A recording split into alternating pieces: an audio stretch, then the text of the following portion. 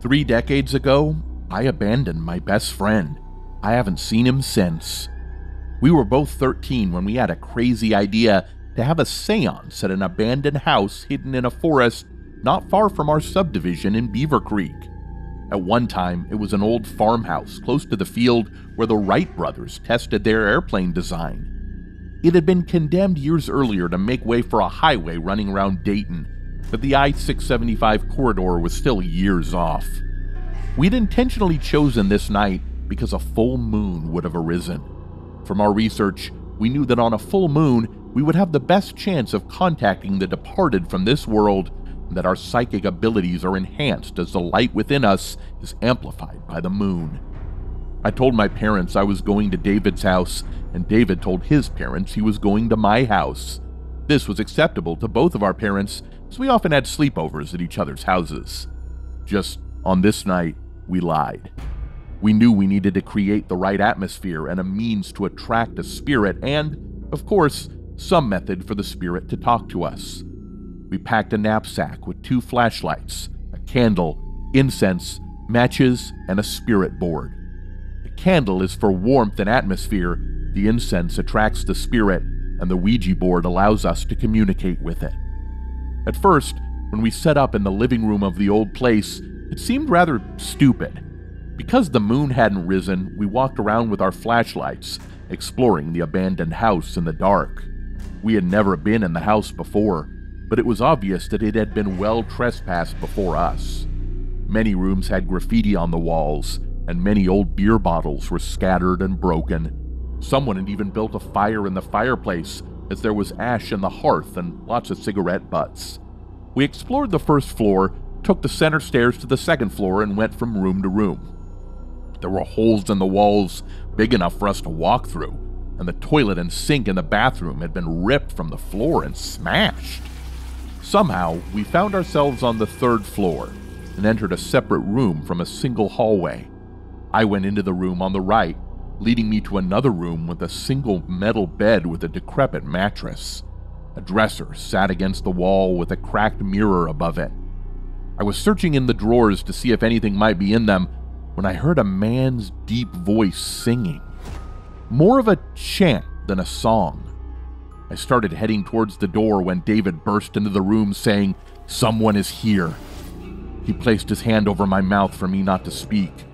Thought he was trying to scare me, so I laughed and said, "You found our spirit already?" But before he could answer, I heard my chanting again. It was really spooky.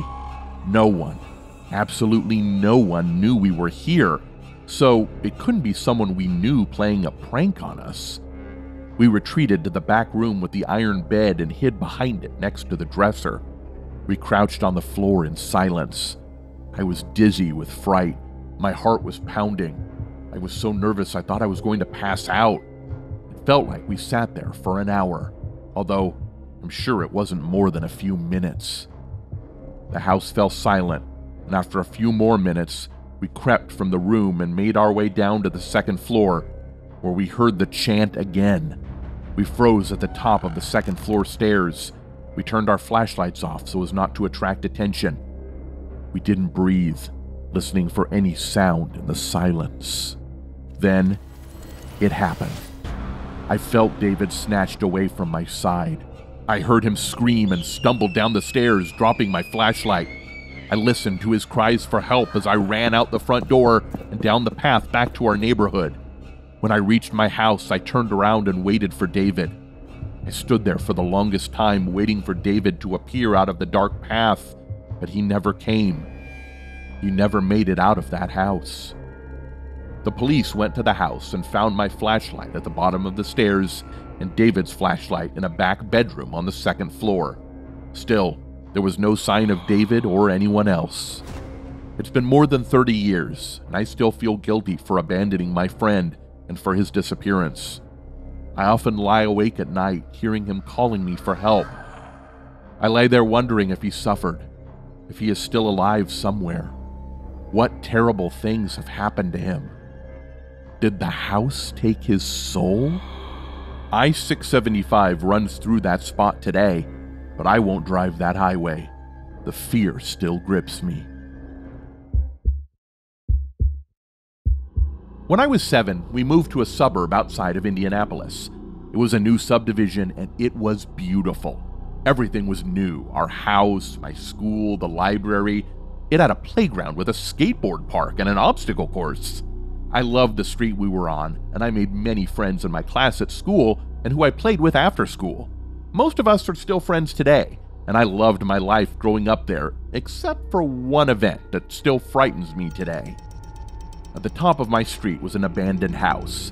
It wasn't ever a house, really. It was an abandoned construction of a home. It was half built and left vacant for 2 years for unknown reasons before my family moved into the neighborhood. And because it was across the street from the park, it kind of became the hangout for the neighborhood kids. It's where we all met up after school, kept cool in summer, and stayed dry when a rainstorm popped up. It was great for hide and seek and ghost in the graveyard after dark. So, one Saturday evening, I went up to the house to wait for my friend Molly so we could play in the park. The park had lights and many people walked there in the evening. But nobody was at the abandoned house, so I waited on the front steps. As I waited, a black sedan pulled up. It looked exactly like a police car without the lights on top. At 7, I knew what a police car looked like, or so I thought. A man in a police uniform got out of the car. He wore aviator sunglasses that cops always wear in the movies and had a policeman's hat pulled low over his forehead. He didn't have a gun or anything, but I saw handcuffs hanging from his belt. I figured it was an undercover cop. I just sat there and he approached me and said, "Hey honey, do you live around here?" I pointed down the street. He took a picture from his pocket and handed it to me, asking, "Do you know this little girl?" I looked at the picture of a girl my age with blonde hair and blue eyes, just like me. She was really cute with a smile and 2 missing teeth. I shook my head no. He told me she was missing and asked if I would help him to find her. He was very kind and had a gentle, reassuring voice as he bent down to speak. He became sad and said, "Her parents really want her to be found. Will you help me?" I looked at him but couldn't see his eyes because of his sunglasses. Even though it was after sunset, he was still wearing them. "Come to my car and you can give me an extra pair of eyes in my search for her," he said. I forgot all about stranger danger because he was a policeman, and I really wanted to help him find that little girl. Everyone would be so proud of me when I found her, and I would have fun riding in an unmarked police car. As we walked to the car, Molly showed up. She instantly said, "Where are you going? We have plans, and besides, your mother would not like you to go with anyone without her approval." The fake policeman got angry and said, "I'll arrest you if you both don't come and help in this police matter. Obstruction of law enforcement." He took his handcuffs from his belt and said, "Get in the car." Molly grabbed my hand and said, "Run." We ran through the abandoned construction we knew well in the dark and crawled through a hole in the back no adult could fit through. We ran home and told my mom what had just happened.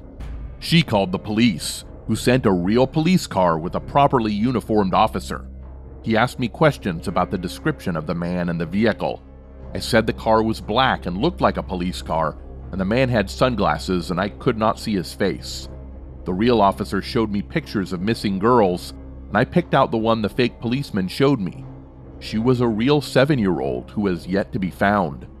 I'm lucky not to be one of those pictures of missing girls.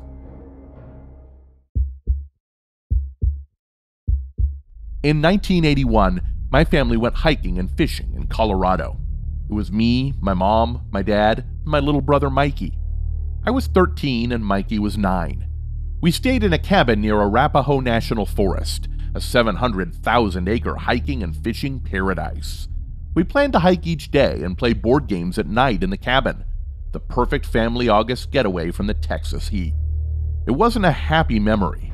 It was our worst chilling nightmare, lasting a lifetime. On August 6th, Mikey and I took off for a short trail hike to one of the forest lakes to go fishing a couple of hours before sunset. It was a short trail to the lake and was well marked, but it went through a lot of underbrush, and I noticed a lot of poison ivy. I wore blue jeans and high-top hiking boots, so I wasn't worried, but Mikey wore shorts and hiking sandals with no socks. I was sure he would get poison ivy and ruin the rest of the vacation, so I demanded that he run back to the cabin and put on his jeans and hiking boots. I would go ahead and stake out a good place for us to fish from, and he would catch up with me there. I got to the lake in 20 minutes, and it was crystal clear and blue. I found a great outcropping of boulders at a stream head with deep pools from which we could catch fish. I was sure the pools held trout, and we should have great success, especially towards dusk. I got out our fly rods and looked at the water's surface to determine the dry fly the trout might be biting. We had heard reports that the streamhead was pretty good as the water temperature from the lake remained below 65 degrees as it was fed from higher elevations. I was stoked and began fishing, not waiting for Mikey's return. But as the sun set, I started to get worried. Mikey was missing all the fun. It was possible he got back to the cabin, did something else with either Mom or Dad, and blew off fishing, but that was unlikely. As soon as the sun set, I reeled in, packed up, and headed back to the cabin, expecting to surprise Mikey with my catch. But when I returned to the cabin, Mom asked how we two boys had done. I said it was just me.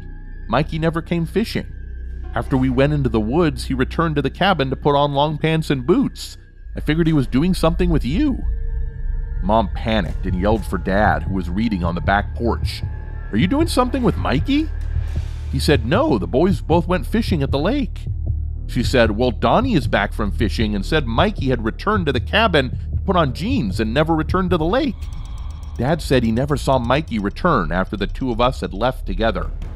All three of us returned to the trail, calling for Mikey, and walked to the lake with no sign of him. At this point, Dad called the park ranger and reported a lost child. Several rangers came with flashlights, and we covered the camping area and the adjacent woods. After an hour, a full-fledged search team was assembled with dogs and everything. A rescue helicopter with infrared equipment came out from Denver to assist from the sky. One bloodhound followed a scent for several miles, but the smell disappeared on the highway. This led to the chilling conclusion that Mikey had been abducted and vanished without a trace. Over the years, leads kept emerging, but nothing conclusive. In 1998, the skeletal remains of a child were found outside Denver, but the DNA wasn't from Mikey. In 2005, a hunter claimed he found a child's bone in a forest near the campground, but that turned out to be a bone of an elk or some animal. In 2020, in a search for another missing person, a bone fragment was unearthed again not far from the trail to the lake. It was very promising, but that, too, was an animal bone. Despite all efforts, no sign of Mikey was ever found. The case remains as cold as ever, and the person responsible for Mikey's disappearance is still unidentified. The question that haunts me to this day is, could they strike again and snatch another child? Subscribe.